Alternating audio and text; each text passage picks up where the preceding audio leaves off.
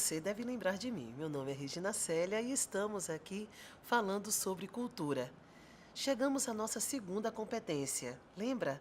Eu falei a você que na nossa segunda competência nós iríamos falar sobre as características principais das culturas na região do nosso país. As regiões Norte, Nordeste, Sul, Sudeste e Centro-Oeste. Características que envolvem a música, a dança, a culinária, a arte cênica, a artes plásticas, onde nós vamos ver também o modo de ser e de viver do povo brasileiro. Mas antes disto, nós precisamos saber como é que o Brasil fez essa divisão. Por que estamos divididos em 5 grandes regiões? Falei a você que as regiões são Norte, Nordeste, Sul, Sudeste e Centro-Oeste. Você sabia que as primeiras divisões regionais no país aconteceu a partir de 1940? Então, a partir deste período, o Brasil então começou a fazer a sua divisão. Foi exatamente em 1940 e que foi confirmado em 1942 que nós tivemos as 5 regiões já aqui mencionadas.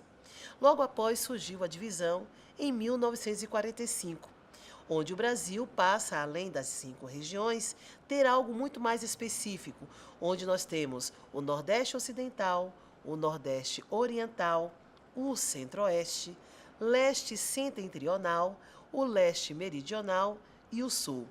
É claro que, grosso modo, nós só conhecemos Norte e Sul, Nordeste, Centro-Oeste e Sudeste. Mas essa divisão trata aí de questões que são naturais, políticas e econômicas. Por exemplo, foi exatamente na década de 1945 que nós vamos conhecer um pouco da porção do norte do Amazonas, onde foi criado o território de Rio Branco, atual estado do Roraima. No norte do Pará, foi criado o território do Amapá. O Mato Grosso perde, então, uma porção do seu noroeste, que era conhecida como Guaporé, em alusão à cultura indígena, e outra do sul, que é chamada de Ponta Porã. No sul, o Paraná e Santa Catarina são cortados e então é criado a região sul. A partir daí, nós vamos conhecer em 1950 os estados do Maranhão e do Piauí, que vão passar a integrar a região Nordeste. Bem, você sabia que Bahia, Sergipe, Minas Gerais, Espírito Santo e Rio de Janeiro faziam parte de uma mesma região? É certo que muitas vezes as pessoas dizem que o baiano só quer ser carioca, mas você sabia que até 1970 Bahia e Sergipe fazia realmente parte da divisão entre o Rio de Janeiro e o Espírito Santo? Mas em 1960 surge então o Distrito Federal. A antiga capital do país, o do Brasil, era na verdade o Rio de Janeiro. Com a construção de Brasília, Brasília então passa a ser a capital do nosso país e é então definido aí a região Centro-Oeste. Bom, após 1970, durante esta mudança, nós temos então no Sudeste, São Paulo, Rio de Janeiro, que são agrupados ao estado de Minas Gerais e ao estado do Espírito Santo. E foi exatamente aí que o Nordeste recebeu a Bahia e recebeu Sergipe. Bom, após 1970, nós tivemos mais algumas transformações no território brasileiro. E aí, só com 1988, com a instalação da Constituição Federal, com a formação da Constituição Federal, nós tivemos então o estado da Guanabara, que foi transformado no estado do Rio de Janeiro. Em 1979, o estado do Mato Grosso foi dividido, então, com o Mato Grosso do Sul. E em 1988, o estado de Goiás foi dividido, então, no estado de Tocantins e foi incluído na região norte. Os territórios federais de Rondônia, em 1982, e Roraima, em 1988, e Amapá, tornaram-se, então, os estados da região norte. E Fernando de Noronha, neste período, 1988, foi incorporado ao estado de Pernambuco. Eu sei que são muitas informações, mas era importante deixar claro a você que a formação depende da divisão regional, que muitas vezes é definido por uma dimensão geográfica e natural, que nós podemos compreender melhor a formação da cultura de um povo. Então, nós vamos conhecer agora as características específicas de cada região. Não vou falar sobre a região que é setentrional ou a região que é leste, mas continuamos a falar sobre norte, nordeste, sul, sudeste e centro-oeste. Vamos começar então? Bem, a região norte é aquela que compõe os estados do Acre, Amapá, Amazonas, Pará, Rondônia, Roraima e Tocantins.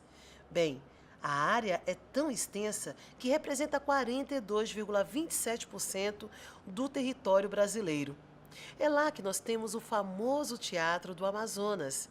Também é lá onde nós consumimos, de lá que nós consumimos o açaí. Lembra quando você pede um suco de açaí? É do norte, essa fruta.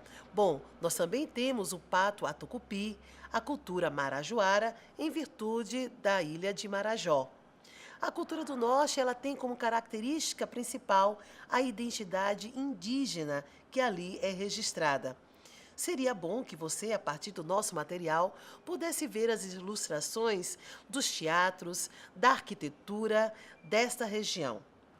Chegamos à região Nordeste, que possui uma população aproximadamente de 53.907.144 habitantes, com uma densidade demográfica de 34,7 habitantes por quilômetro quadrado.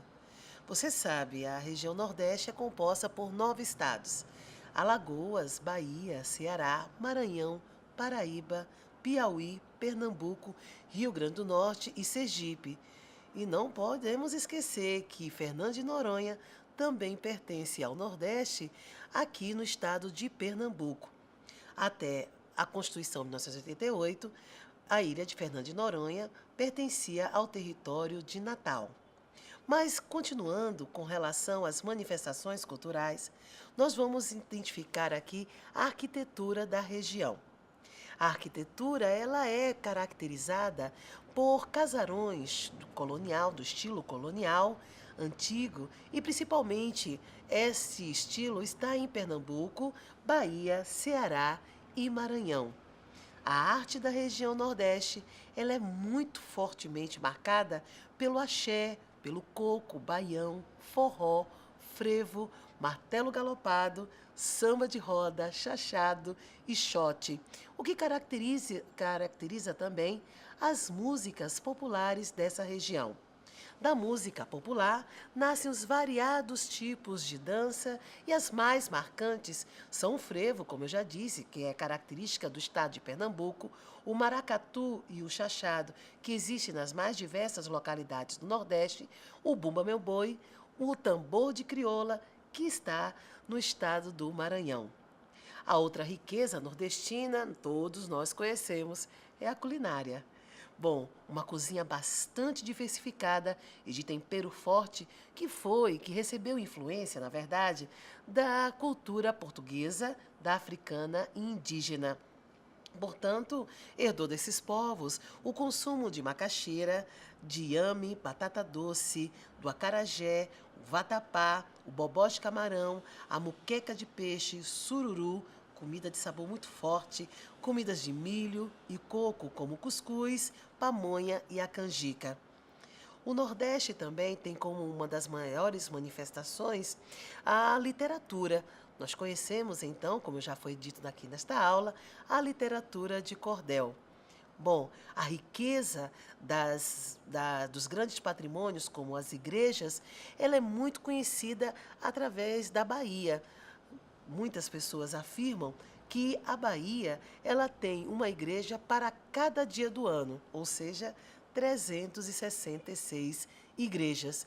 É lá onde nós encontramos a igreja do São Francisco, toda revestida em ouro internamente. Bom, das regiões nós vamos agora partir para a região do Centro-Oeste. Ela tem mais ou menos 14 milhões de habitantes. com uma densidade demográfica baixa de 8 habitantes por quilômetro quadrado. Compõe então aí os estados do Mato Grosso, Mato Grosso do Sul, Goiás e Distrito Federal. Com uma arquitetura que tem uma expressão mais marcante, o próprio estado, né, a própria Brasília, que foi construída em 1956, idealizada pelo Juscelino Kubitschek, em 1960, que é onde ela foi inaugurada, e foi construída pelo arquiteto Oscar Niemeyer. Bom, Brasília, que é a capital do nosso país, foi a partir dela que a região do Centro-Oeste foi construída. Daí apresenta um arcabouço de influências principalmente indígenas, não é? E que é formada pelos principais povos vindos, como os paulistas, os mineiros, os gaúchos, os paraguaios e os bolivianos, mas também, principalmente, foi construída pelos nordestinos, conhecidos por candangos. As principais manifestações dessa região são as carvalhadas e a procissão do fogaréu, que está em Goiás, o cururu, a festa de São Benedito, siriri, rasteado cuiabano, viola de concho no Mato Grosso. Além do cururu e siriri, nós vamos ver também no Mato Grosso a guarânia, que é específica da região do Mato Grosso do Sul. Vamos agora para a região sudeste?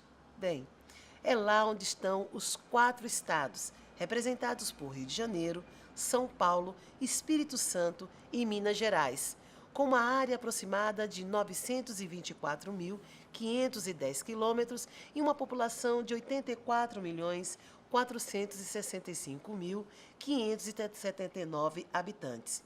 A arquitetura da região sudeste merece um destaque, porque ela foi influenciada fortemente pela cultura portuguesa. Bom, foi durante o reinado do imperador Dom Pedro II que várias obras arquitetônicas foram construídas no Brasil, principalmente na capital do Rio de Janeiro, em São Paulo. Você quer alguns exemplos? O Teatro Municipal do Rio de Janeiro, como também o Teatro Municipal de São Paulo.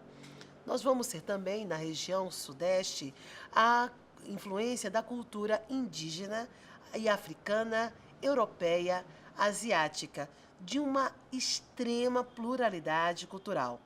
Podemos perceber também que existem algumas manifestações aí, como a congada, o fandango, o batuque, o samba de lenço, a dança dos velhos, o caiapó, o ticumbi.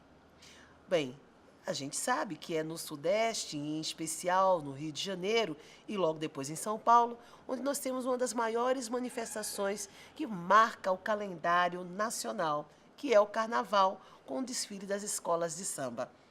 Bem, essas manifestações marcam o período, né, das festas populares na região Sudeste.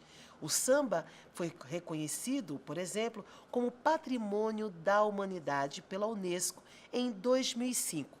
Ele é caracterizado como um patrimônio imaterial. Imaterial por quê? Porque em alusão à cultura da música e da dança. A cultura material, ela é caracterizada pela arquitetura, pelo humano também. Os principais tipos de samba são o samba enredo, o samba de partido alto, o pagode, o samba canção, carnavalesco, exaltação, o samba de breque, o samba de gafieira e o samba laço. O Dia Nacional do Samba, nós temos. Você sabia que é o dia 2 de dezembro?